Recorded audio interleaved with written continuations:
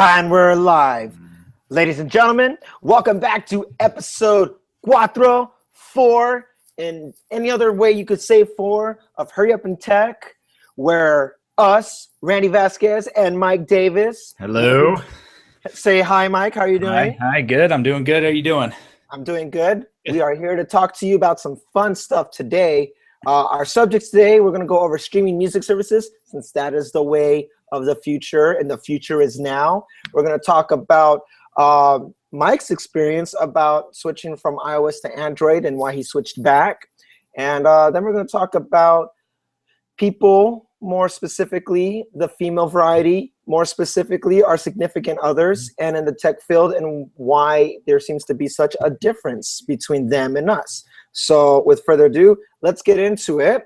Streaming services. Mike, give us a lowdown about it. All right. So there's this new thing in music called music streaming. It's been around for a couple years, but it's recently taken hold, especially when Apple decided to come out with theirs called Apple Music. And basically how it works is, instead of downloading your music and buying it, you pay a subscription. So Apple Music's like $10 a month, right? And then you get access to their entire catalog of music, and you stream it down to your phone instead of having it on the phone at all times. You can just stream the music, eats up data and all that fun stuff. But that's kind of the way of the future. So there's several different ones out there right now. Like I said, Apple Music, Google has their own, Google Music. There's Spotify, Pandora, YouTube has its own. I know YouTube's part of Google, and theirs is called, I think it's Music Key, YouTube. Okay. Or is it YouTube? So, and this is one of the problems, right? Because Google has Google Music, and they have like YouTube Music Key, and there's like Google All Access. There's a bunch of different names. It's very confusing. There's YouTube. And then you got YouTube Red. YouTube Red is thrown in there, which also allows you to stream music. So, right. Google's like, they don't know what they're doing. But anyway, I've used several of these services. I am currently using or paying for Spotify right now. They offer a student discount, and that's why I'm on Spotify right now. Well, how much is the discount? So normally it's like $10 a month, just like everyone else. The discount is $5 a month. Oh, yeah, it's pretty nice. So you put in your email for your school account and your .edu. Your .edu, and boom, you get it's only $5 a month, which is nice. It's much cheaper, and Spotify's pretty good. I'm a big fan of their app. Their app on the Mac for sure. It's got the dark theme, and right. It's laid out very nicely. It reminds me of iTunes of old, where iTunes was just strictly music, and they didn't put all the crapware and all the bloatware. Got real bloated. And I know we'll probably talk about that on its own podcast, its own show, because iTunes is a mess. And Apple Music makes it even worse. But I'm on Spotify right now. I've used Google Music. I was actually a pretty big fan of Google Music. It was very well done, very clean, looked very good, and worked well. And then I did Apple Music's 3-month free trial. Right. And out of those 3, Apple Music was the most confusing and hard to use, I thought. Okay. Which is very unlike Apple, right? Usually, Apple's theme is always about it just works. And there's something about Apple Music, it didn't work for me. So my first question is, what does it have, your student discount that you get for Spotify? Is that for 1 year? Is that something you have to renew, or how does that work for you? So you pay the monthly fee, and I think as long as your EDU account is still active, you get the discount. Oh. I didn't see any restrictions on it only works for a couple years or what. So as far as I know, it's just going to keep going. Nice. So, as long as I'm in school. And even maybe long afterwards is, I mean, Yeah, who knows, right? Yeah, yeah. I'm not sure, but yeah, it's a good deal, I think. And I've debated about leaving Spotify and going somewhere else, but yeah, Would you have been on Spotify if you didn't have the discount though? no, I wouldn't. If the discount wasn't there, I probably would not be on Spotify. What would you think you'd be on then? Um, I think I'd probably be on either Google or Apple. Google because it really looks nice, works well. Never had any issues with it. It just worked. You build your playlists, you listen to the music, you're good. Um, the one downside is they don't have like a standalone app on the computer. Hmm. You're doing it in the browser, which it's not that big of a deal. You can create a tab and pin it, and it's just you have your music playing back there. But if you don't want to keep your browser open all the time and you'd rather have a standalone app, I get that, because especially if you're trying to use the hardware keys on the keyboard to Right. like skip songs and stuff, you really need a standalone app for that. Yeah. And so that's one of the negatives of Google Music. What about Apple? You said if not Google Music, maybe Apple. Why would Maybe you be? the big thing with Apple is it's built in, right? So on your phone, I spend a lot of time on my phone. This is my most personal device. This is where I spend most of my day is on here doing a lot of stuff, and music is one of them. Having it built in and not have to have another app, and you can use Siri to ask for songs and stuff makes it a big plus. Yeah, that's true. For me, I when I think about it, uh, I have tried Apple, and that's actually my main one right now that I pay for. Yeah. I've tried Spotify. I have it, but I use the free one, Pandora, and that's it. I've never actually tried YouTube Red to this point, but for other reasons, uh, I don't see it as something that I as a necessity for me. Yeah. But using either the YouTube Music Key or whatever they call it, or I haven't Yeah. tried Google Music. I tend to stay away from Google, and it's not. I mean, the only Google service I use, I don't even use their search engine. I think the only thing I truly use YouTube because it's a subsidiary of Google. But I would also Right. say Hangout this because it works. But beyond that, I tend to stay away from it. For me, it doesn't appeal to me. I stick with Apple Music because it's built in, like you said. I think having the family plan that's happening too, and Yeah. everybody's on. I already have a family account under iCloud anyway. It's easier for me to manage as Yeah. is. I think if I had a discount though, as if I was still a student for Spotify, I can see why I would use that because it'd be more enticing. I like Spotify because um, Spotify is built in on my PlayStation 4. It's one of the apps that I can use, Yeah. so I can plug my headphones in, play video games, and then have a playlist going around to kind of like keep me hyped and going if I was doing that.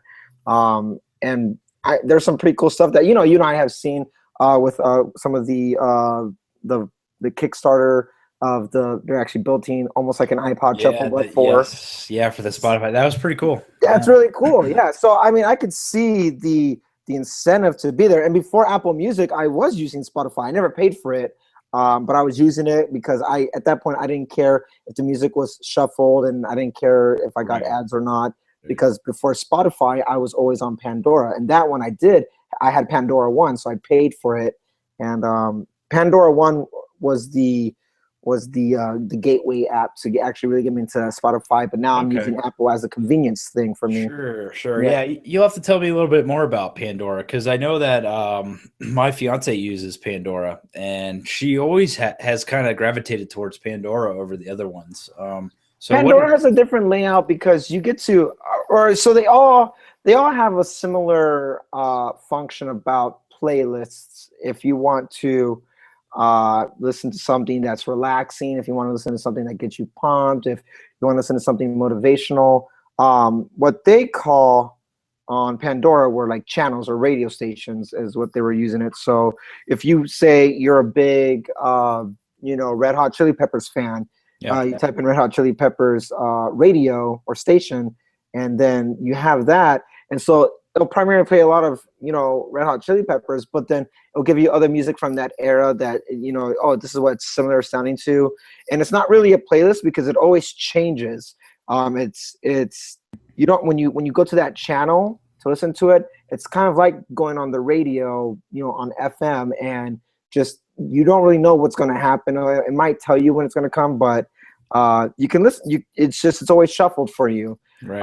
Okay. If you had Pandora 1, you can skip a song if I don't care for it, or you can even replay the song again. If you have just the regular Pandora, you get a very limited number of skips. You can't replay the song. Right. But you can always remember that. Yeah. But yeah, you can always favorite, and so the ones that you favorite will play more. So I mean, I think their concept of it is that it's more of a shuffled variety of music, instead of having, oh, these are the songs I want to listen to in this order. Spotify, like Apple Music, you can listen to a whole album from track 1 to track 12 or 15, and that's your music. Yeah. So you can have the choice of shuffling it or listen to it all the way through as it was made on the album, or you can have playlists go, and so it gives you a bit of variety of mixing it up. But then for me, why I do gravitate towards Apple Music is, I agree with you, it's confusing. I don't use the playlists.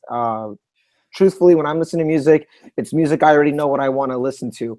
If there's something I want to kind of be introduced to something new, mainstream, which is very limited because I don't like the pop mainstream music of today, but if I feel like listening to something a little bit more poppy, I do go to Beats One, and that's the primary radio station I listen to. And since that's a 24-hour broadcast all around the world, I like listening to the interviews that they do. They do have some exclusives that they'll hold for interviews or dropping music from artists before they go pushed out to other streaming services or albums.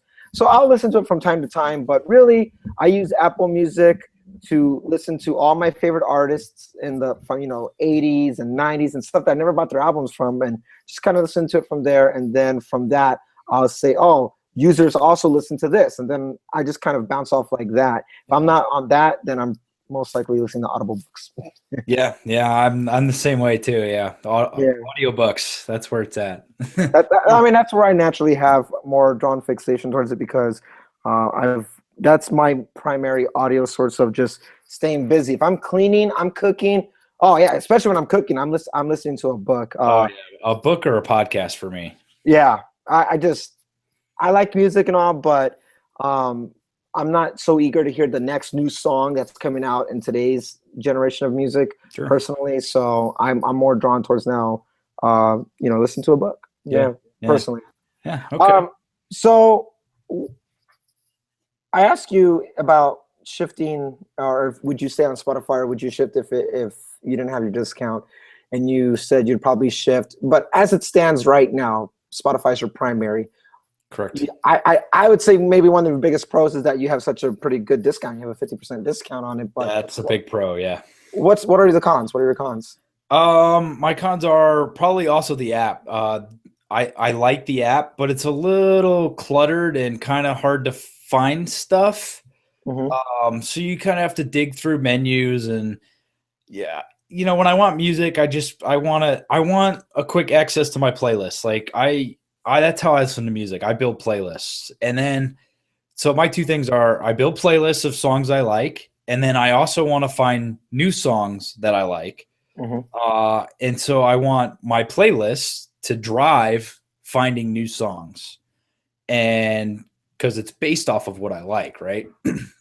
So Spotify is kind of good with that. They have that Discover Weekly, where it kind of takes what you listen to and what you like and stuff on the service and builds a playlist for you.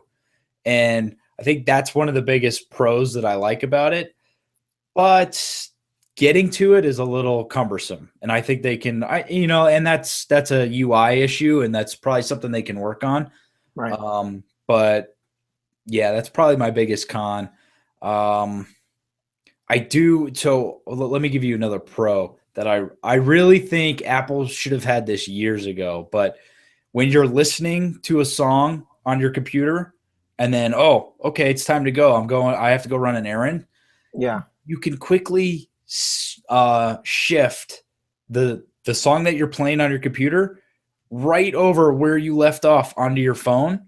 You put in headphones and go. It's seamless. And Right. it just boggles my mind that Apple never built that into iTunes and the iPhone a long time ago. They totally should have. Maybe they will. Maybe. I hope they do. I really hope they do, because Spotify nailed it. They absolutely have nailed that portion of it. And so that's another pro that keeps me around. That's cool. All right. Yeah. Okay, so moving on, let's talk about your experience with Android a few years ago. Yes. Starting with give us a background, give us what led up to going into that, and then from there talk about your experience. Sure. So at the time when I switched over to Android, we were in the, I don't want to call, maybe call them the dark ages of iOS. So that's fair to say.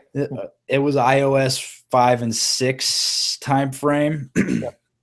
And it was all the skeuomorphic stuff, and it was kind of slow, and some of the features weren't, melding together very well. And it was just kind of, I don't know, there was no innovation at the time. Like, everything was locked down. They weren't really doing extensions, and a lot of the stuff that you see now, like there's no continuity and all that fun stuff, the stuff that's really opened up the platform and allowed developers to make some pretty cool stuff and kind of give you what Android gives you with widgets, and you can do this, and there's system level stuff built into the operating system for third-party apps that you can do. And that wasn't around back then. And it kind of, I don't know, it frustrated me a little bit. And it's that whole grass is greener on the other side, paradox. And so it was like, well, I had been watching what Android was doing, and I still do. I still keep up on what everything in the tech community I like to keep up on. So Android was definitely one of those, because it's pretty high up on the list. And so just checking it out and watching it, and Google had one of their keynote addresses, and they were talking about which one was it? I think it was 4.4. I don't remember what code name it was, but I believe it was 4.4. Okay. And I was like, oh, this is cool. And they were adding a bunch of stuff, and they were starting to polish everything. And then the Moto X came out. And when Motorola hopped into the game, they made a pretty decent phone for pretty cheap compared to some of the other phones. It had a bigger screen, which for me was a biggie. And I know we've talked about the screen sizes and about how, I believe you downsized too, right? After I did. Yeah. So we both downsized, and now and we're both regretting that now, right? It's like, man, I wish I was still on my 5.5. But that was another one of the reasons I wanted to switch. It's like, oh man, I can get a bigger screen that has, it looks better. There's a lot of other Motorola features that they had. They had the quick look stuff, and I don't know. They just kind of everything culminated into me. Okay, I'm gonna switch. I'm gonna go try it. I'm gonna go try it. Yeah, I'm an Apple guy, and I'm not gonna go buy a Windows laptop and use that full time. But I'll go try Android for a little bit and see. And for a little bit, it was okay. It was, hey, this is cool. I'm trying to learn it and figure out how to set it up and do all the different widgets and kind of personalize the device to how I wanted to set up, and tried a bunch of different things. And then one day you realized that you were setting up like iOS. Yeah. Well, yeah, it was, yeah, that's a good way to put it. There was just stuff that frustrated me about Android. It wasn't polished. It wasn't, navigation on it wasn't easy. It was, you have a back button, but if you hit back, does it go back to the home screen, or does it just go back onto another web page, or does it switch to the app you were just on? And so there's a continuity issue there. It doesn't make sense how, okay, if I tap this, it's going to do this every time. It didn't do that. Right. Yeah. So it got frustrating. widgets are cool. I would love if Apple brought those over and you could customize like a home screen and then you could swipe over and then you'd have all your apps or whatever. I think that'd be cool. Android does that well.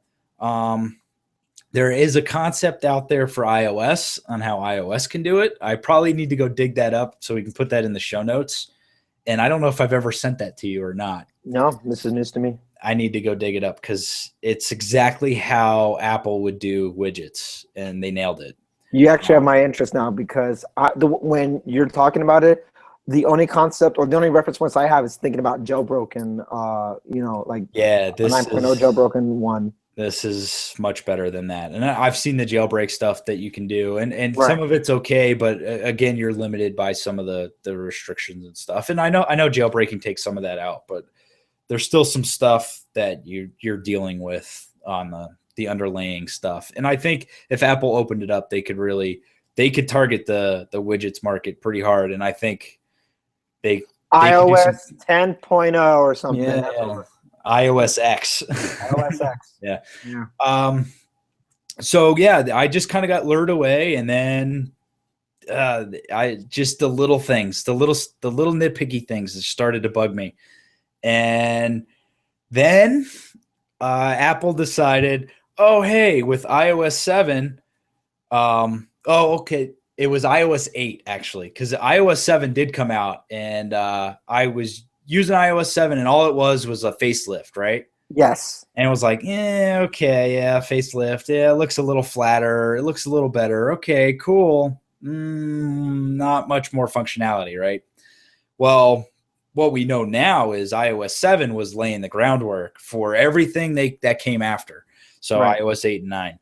And the tipping point for me was watching WWDC and them showing off iOS 8. And that brought me back. 100% brought me back. I remember watching it. I was sitting at work and I was watching it on my computer during lunch.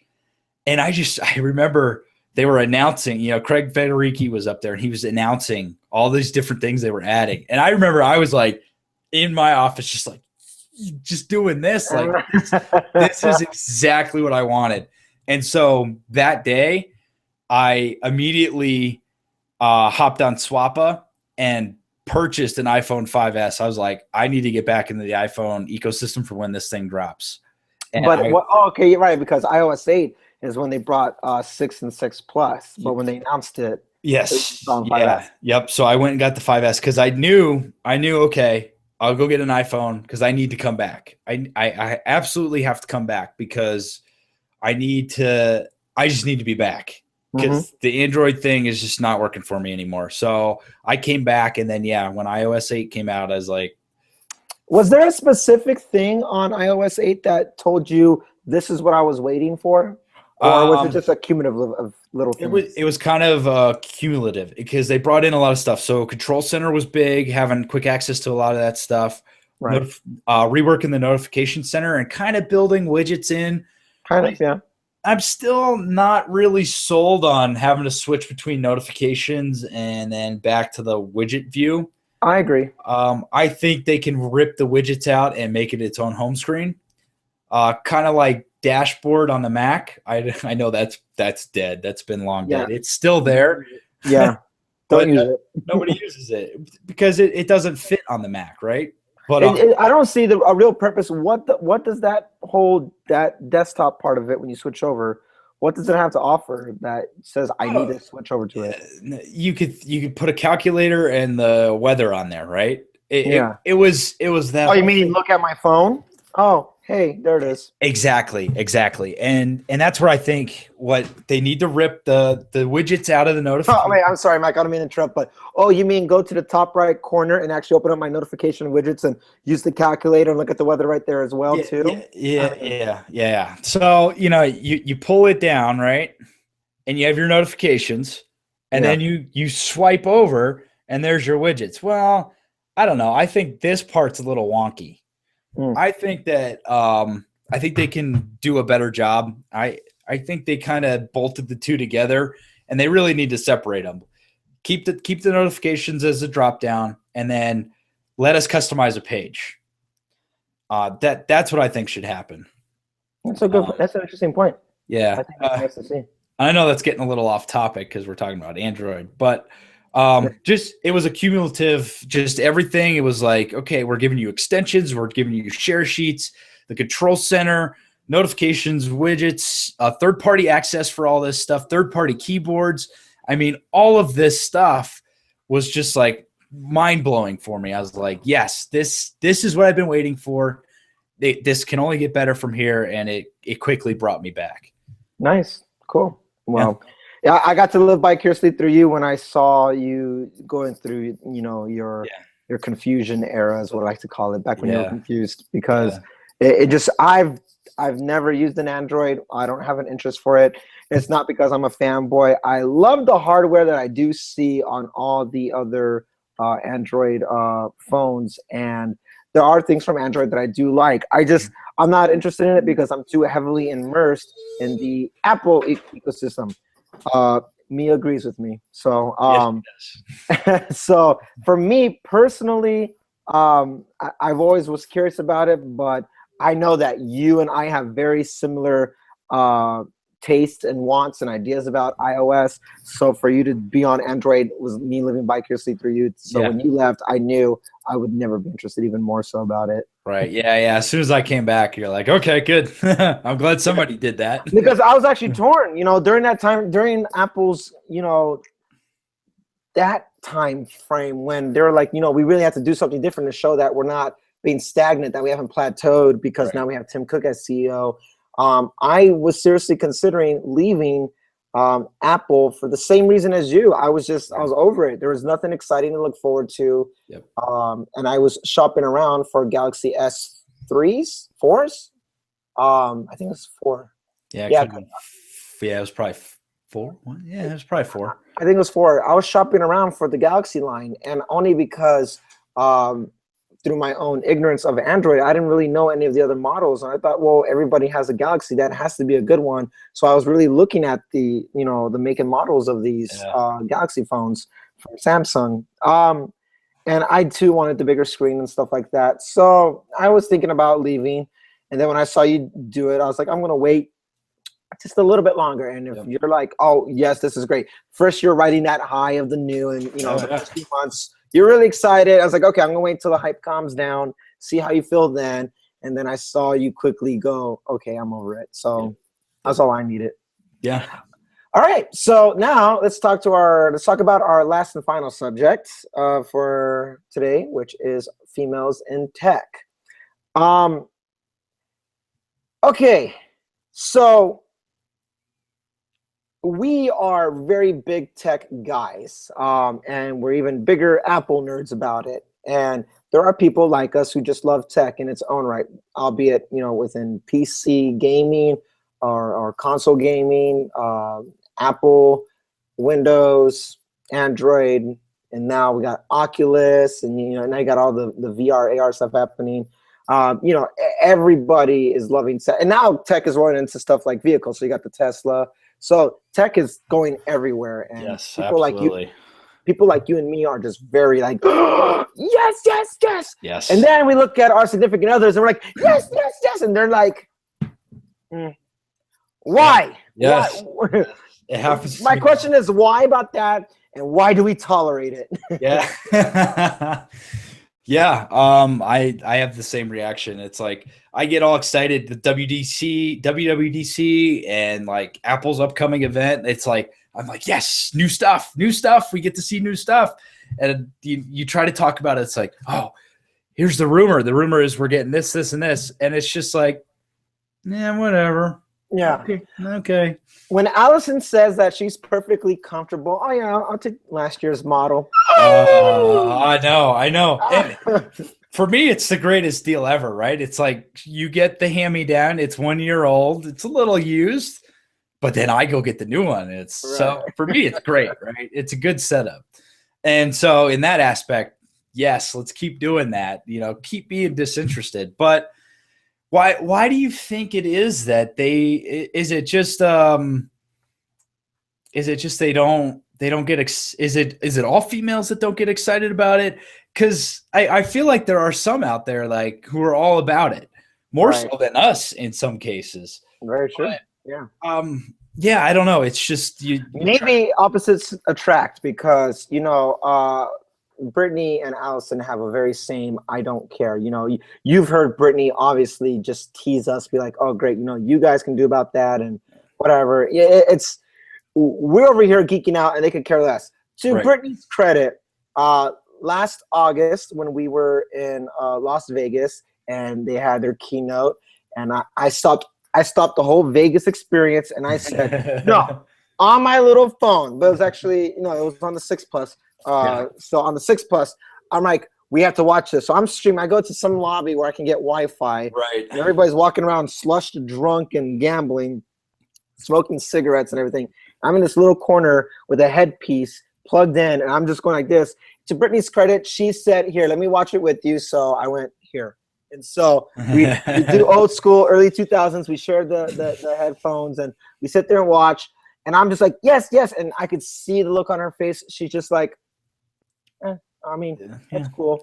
Oh, hey, cool. Yeah, no. She'll make comments. I think that's cool. I think that's also cool. Whatever. Okay, yeah. And I'm over here like, woo! So, I give her credit, but I think what it is that I'm going to give an objective statement here. I think people like Brittany or Allison, they see past the gimmicks. They acknowledge that this is a tool. I don't need to upgrade every year, because if this one's working just fine, I don't need one that goes 0.3 seconds faster. Can I take phone calls on it? Yes. Can I send text messages? Yes. Can I go on Facebook if I want to? Sure. And if I want to, do some light mobile gaming, whether it be solitaire, Yahtzee, or maybe one more intricate like Clash of Clans, that too. And then YouTube. And then that's pretty much it. Instagram. Right. Women love Instagram, so if they want to take photos, they care about the photos and stuff like that. Anything beyond that, they don't care. They don't care about the animation. They don't care about the fingerprint reader. They don't care about Apple Pay. They're fine having their purse with their clutch, taking out the card, swiping it, and just a bit more, I don't know, just more common sense about it. We're like, oh no, it's the future. We need to do this. Yeah. And we fought for the gimmicks, and that's okay. Because it's exciting. It gives us something to be like, ooh, Yeah. If it wasn't for the gimmicks, I wouldn't have this watch. I would still have my. Absolutely. Well, the reaction I get every time I use this to pay for something. Yeah. It's like, really, and I'm like over here like, watch this. I did it. It knows it's on my wrist. That's why it authorized it. Don't you understand? You don't get it. You just it knows who I am. And look, simple mind would never understand. I paid for. I didn't even have to touch the card reader. I just beep, and that's it. Let's go. We're done. Let's go home. As Tim Cook perfectly put it on his keynotes, like, did you see that? Did you blink? No, do it again. Hold on, let me show you again. Just in case you blinked about it. So yeah. I think for what it is for us is that we like the idea of all this new stuff, because I know 90% of what we 3D touch or force, and it's all gimmick stuff, because everything was working fine last year and the year before. But it's the idea of something new, and I want to try out something new, because if you adopt these new philosophies or these new ideas about where it can go, that's how innovation happens. Because if people are like, we don't need a smartphone, then so many small entrepreneurs and small business owners wouldn't have apps to sell their stuff, albeit Spotify, be it Evernote, something as small as like a little gaming company. Having tech the way it is now, even if it was once a gimmick, introduces more opportunities for everybody to either be a part of, to help build it as on a business standpoint, to help change how we see or utilize something, us just as consumers. And I like the idea of going in this tech era, because that's where it is. For me, it's like, okay, the industrial era, it's over. We are in technology now. Right. And I'm full on it, because I love it, and it makes everything so much faster, and it makes things more convenient. Is there problems? Yes. Is there hacking involved? Yes. But there's problems in any field of anything ever that has its weak points and stuff. And I don't let that, you know, shy me away of the potential of the greatness that we can have. So when you have people that think like that, you know, they're all for it. And it can be Android, Windows, hell, BlackBerry, whatever. But we have that progressive mind thinking, okay, think different, think better and move forward. And then you got the people that live in the now, so to say, that just like, hey, you know, everything's working fine. It doesn't change my daily life. It's a tool. I don't need it. Brittany was on a 2008, 2009 Toshiba up until Christmas when she said, okay, fine, I'm going to get the new MacBook Pro because I want it. But, you know, she was perfectly fine using this ancient, thick dinosaur, like, and I kept saying, like, get rid of it. When she turns it on and it's loading for like 45 to a minute and a half before you even get the start screen, I'm just thinking, like, Jesus, this hurts. And she's fine because she'll be right there doing that, and then she's just on her phone killing time. And I'm like, no. I put up my MacBook Pro yesterday for the first time since I've gone to iMac, and just that load time, I was like, why did I ever? Oh my God. How is this ever okay? Right. Now I'll never leave SSD. I will always have, you know, that flash drive. I'll always have, you know, I have to find something that matches or beats this. And that's what tech companies do. They're always going to try to match and beat whatever their, you know, reigning champion is right now. And that's why we get excited about the next phone, because we know it's going to be better, faster, maybe slimmer. Better experience. Yeah. It's going to be smaller. It's going to do more, right? They're going to add features. The more powerful it becomes, the more features you get, the more cool stuff you can do, the more stuff that will make your life easier. It's all about getting the mundane stuff done quickly so that you can go on and do stuff that you enjoy. So what do you think Allison likes about, you know, the tech stuff, and what do you think she hates, like she doesn't care for? So I think she likes being connected with everyone, right? I mean, women, they're social creatures, right? They like to talk, they like to see, here's a big one. They love the Facebook stalk, right? They want to see what everyone else is doing. It's like, oh, what's going on in their life, right? And I'm not knocking it, but you know, they enjoy that. They like seeing it. So, and being able to do it anywhere, have the phone in your hand and be connected and like, oh yeah, look, I'm standing in the line to check out for something. What's going on Facebook? What's happening in Twitter? Well, not Twitter, not for her, but you know what I mean? Like it's for them, it's about being connected and seeing what everyone else is doing. Or for her, she likes to read the news, right? She wants to know what's going on in the world, and that gives her good access. So I think as long as she has access to the internet to look at stuff and the screen is nice and it's a good device, it doesn't matter. It doesn't matter what one it is. Like she even said, I bought her the iPhone 6 to upgrade her. And she's like, well, the other one's fine. I don't really need to upgrade. I'm like, no, you need the bigger screen. You need a bigger screen. You can't be on this little tiny thing. And it's like, no, I'm okay with it. I'm like, no. She is the target audience for the iPhone SE. Totally. Yeah, no, there's a whole demographic there that people like the small phones. And I get it. Brittany's in that same category. Well, and for me and you, we both downsized. We're like, this is too big. And I really think that stems from we're both like coming from our little 4-inch screen size, and then we get this big one. It's like, oh wow, it was too big of a transition. It was too big of a transition. There was too much of a gradient there, and we just were like, no, it's too big. We're not used to carrying it, and it was too much, right? Well, then we go and get the 6S, right? Right. The regular size, the 4.7, and it's like,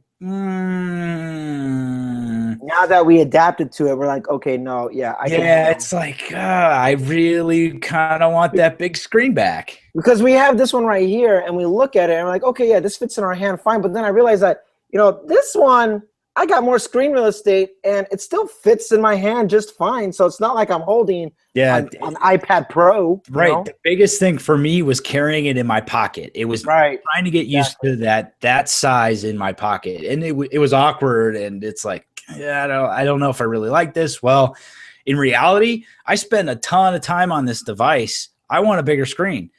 And one of the big things is the keyboard. Having that extra screen real estate to be able to type, and I still type. I type two-thumbed, right? Yeah. And having that extra room on all the keys, it turns out to be very important, because now it's like I'm trying to hold this and type, and it's like it's awkward, right? It's like I need that bigger area. Right. And for me, it's all about the video experience for, because sure, my background within videos and stuff. You're a video guy. I need to have that bigger screen for my YouTube. And I care so much about the pixels, and I care about having, 60 frames.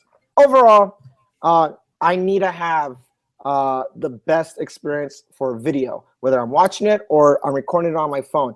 I've done an experiment for the past couple months that I'm recording everything on my 6S on purpose, because I'm proving a point to myself and to the people who watch my stuff that you can make good quality stuff for videos on your phone in today's market. Absolutely. So, and all I did was adjust it to 60 frames to have a smoother recording, and that's it. So, for me, I absolutely need a bigger screen, and I accept that now. So I think moving forward, I'm gonna have to get the bigger screen. Yeah, no, I totally agree. I'm definitely going back to the bigger screen. But if we have this conversation with our significant ones, they're gonna be like, no, but I'm fine, all the same. Oh, okay. So Allison does not like the big one. She's like, I'm like, yeah, my next phone. I told her this. I'm like, I'm going back to the big one. She's like, well, that she knows she's getting that one as a hand-me-down. She's like, well, I don't really like that. I'm like, nah, you'll get used to it. Don't worry about it. That's funny. Well, I guess that's where we see the difference between either men and women, or maybe just us and our significant others, which I would say opposite attracts. So my questions for our viewers or listeners is, what do you think? If you are a female and you're watching or listening to this, where do you stand in that bracket? And if you're a male, where do you stand in that bracket? And whoever you are, all the same, if you have a significant other, where do they stand on it? Because it'd be an interesting little social experiment to see exactly what everybody's mindset is. Is it just us, are Mike and myself just the select few that think, we're the crazy ones, I want the new one? Or is there more people out there, guy or girl, that says, oh yeah, I want it too, or they could do without? So leave us a comment in the description, or not in the description, but in the comment section on YouTube, on Facebook, on SoundCloud, wherever you're listening to this at. And if you have a way to do it, let us know, so that way we can see, and it'll be interesting to see your point of view on it. Yeah, and also all of our social links are on hurryupandtech.com. So if you need to get to any of our web pages or our iTunes feed or any of that, just hit up hurryupandtech.com, and you'll find all the links. Perfect. Yeah. Mike, do you have any closing statements? No, I think I'm good. Okay. Well, ladies and gents, thank you for tuning in. And until next time, we will see you then. Stay tacky. Say tacky. What? Stay tacky. I said tacky. Stay techie. And not Star Trekky. Techie. Techie. Yes. All right. Until then, my friends, goodbye. All right. Goodbye.